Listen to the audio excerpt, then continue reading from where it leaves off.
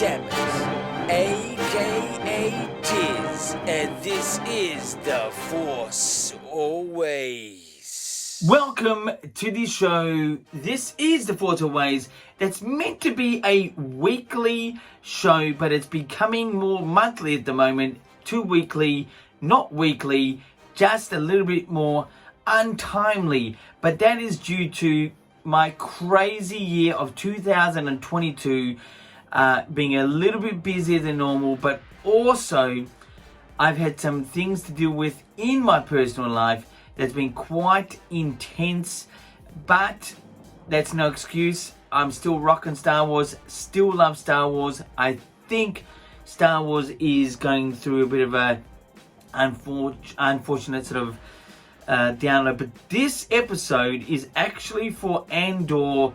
It's a review of Andor by an Australian. That's me, I'm Australian. Andor, which is the new TV live action series on Disney Plus. I'll be giving you a review of that. That's pretty much the news, views, reviews, and interviews all in one sort of thing like this. But before I go on, I need to say a big hello out there to Michael. He's on the west side of Melbourne. He watches this show constantly. Gotta just say a big hello, how are you? And he loves how I don't look right into the camera. I'm sort of like on a bit of the side sort of thing. It's due to the camera that I've got that you don't really sort of see the actual point, but that's okay. You know, that's all it is. And he loves the show. He loves how I say drinking the Kool-Aid. It's a very American term, but it's just a fun term in my opinion. And also I'd like to say a big hey yo, also being a sort of American, being hey yo, to DJ Effects. He's on the east side of pretty much, the east side, southeast side of Melbourne. He is a DJ Effects, his name is. He's got a great Star Wars collection. He's got one of the best collections of many types of things, but his Star Wars collection is amazing. He's actually an old school friend of mine. He watches every so often. You don't have to watch this thing every week. If you're not a Star Wars fan, you could be bored as hell. But anyway, I'm a Star Wars fan and I'm not bored. I just keep rocking it on. But let's get right into the Andor TV series that just came out yesterday. I watched all three at once, straight off the bat, as I would say, straight off the bat. I'm going to give this a 7.8 out of 10 for the 3 episodes combined. 7.8 out of 10 for Andor. Now, this is a gritty drama version of Star Wars. For me, it didn't feel like your traditional Star Wars film. It sort of came off like a Jerry Bruckheimer version of Star Wars. That's all good. I love it. I'm into that. It didn't feel like, how Star Wars is meant to feel like, but I like that and I sort of dislike that. It sort of takes away that sort of feeling, but at the same time, that original way, I really like. It's a great 3 episode opener. But I will say the pacing is slow, and I will say some of the ideas have been used. Now, there is some spoilerish type thing in here for me to explain. So if you don't want to hear spoilers, it's not hardcore direct spoilers, but just some. The idea of reflecting to his boyhood, that's the main character, Cassian, I think his name is the character's name. Reflecting to his boyhood, and his trauma, is sort of been a bit overdone in Star Wars. Now, I accept Star Wars being recycled story ideas. That's how life is. But when it's a real direct story idea, like going back to the boyhood sort of reflection, it's a little bit Book of Boba Fett and sort of Anakin Skywalker. Sort of. But it's a little bit not original and not so exciting. If this was the first time it was done, it's done great. I love the grittiness of this type of show. I think the most excruciating part of this particular episode, 3 episodes, even though it looks really well done, is the opening title. I feel it's just a bit long. I don't know if they should time it a bit shorter. the music in that part sounds a little bit dated.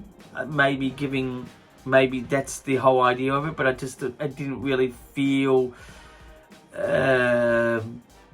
something that I wanted to feel, which is a bit more epic sort of sounding. It was a little bit sci-fi, the music. It was okay. I wouldn't say it's bad. It was just okay. But it's probably a little bit long and really drawn out, that sort of opening title to Andor.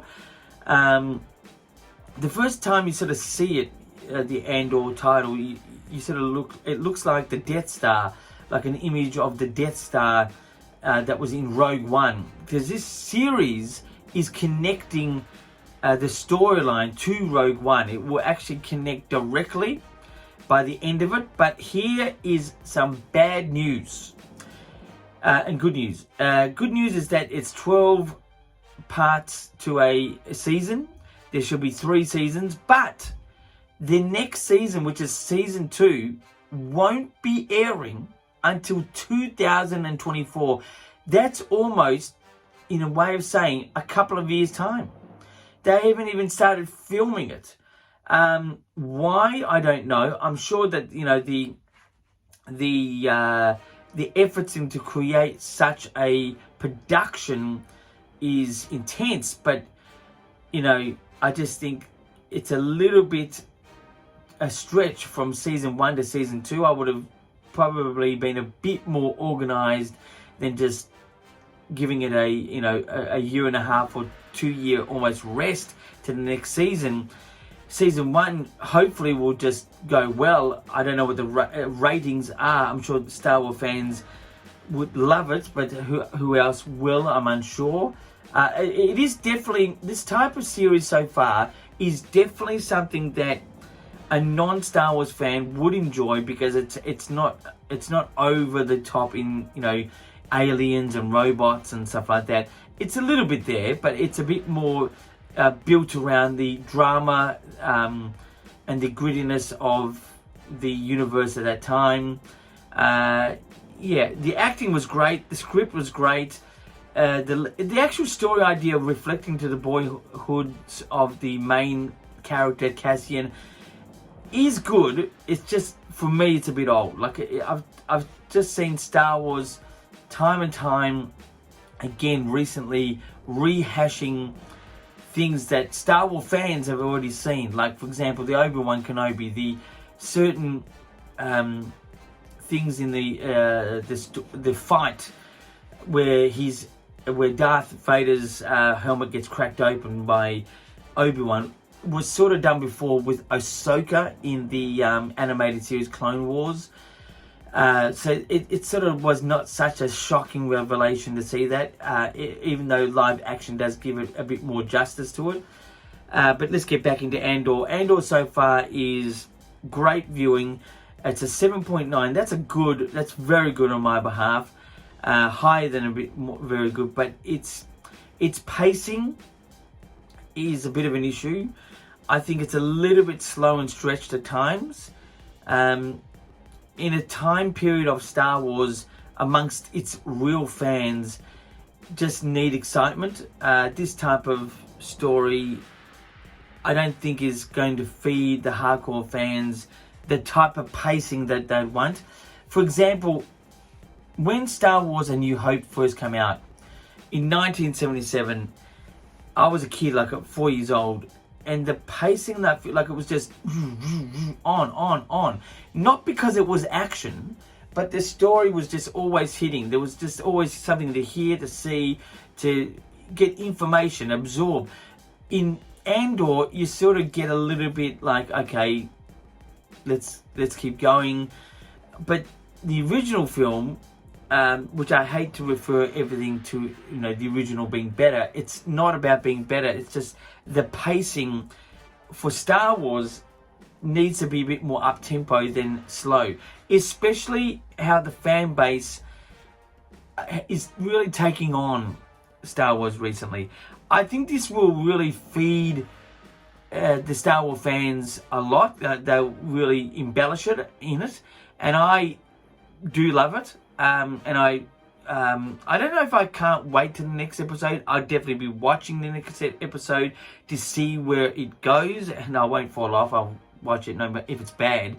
But it's definitely not your typical Star Wars feel, like the feel of Star Wars, that exciting space adventure. It's just an itty gritty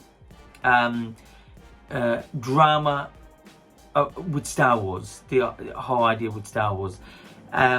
So yeah, that's it. There's not really much to explain besides the story is okay, the sets are great, the acting is great, the script is great.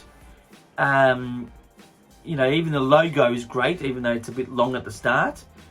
But 7.9 I gave 7.9 or 8.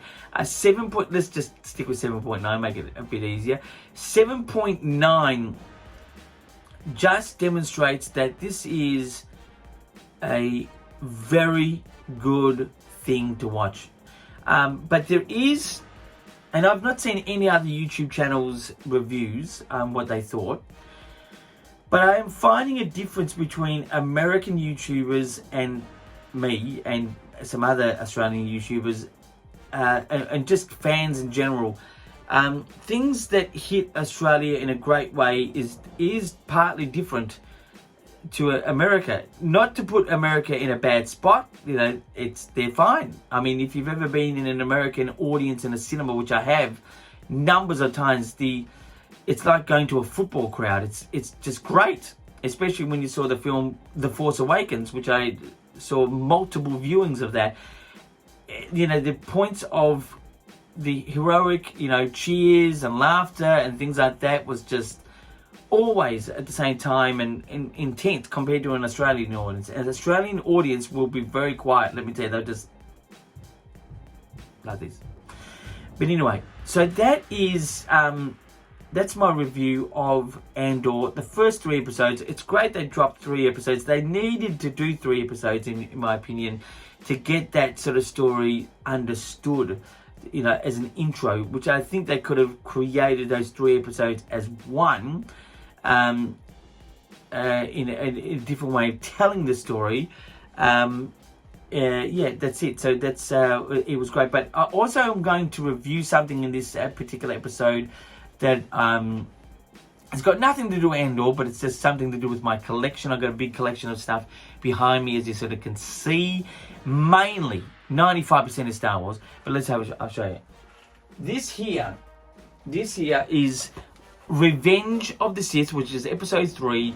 This was, if you can sort of see it, that's Yoda. That's Yoda in Revenge of the Sith. That was a collectible particular one. And then an exclusive version of that, which is a hologram Yoda, which it really didn't happen in Revenge of the Sith, but this is a Toys R Us exclusive, which I don't think exists anymore, which it makes it even more exclusive. But this one here is the holographic version of Yoda.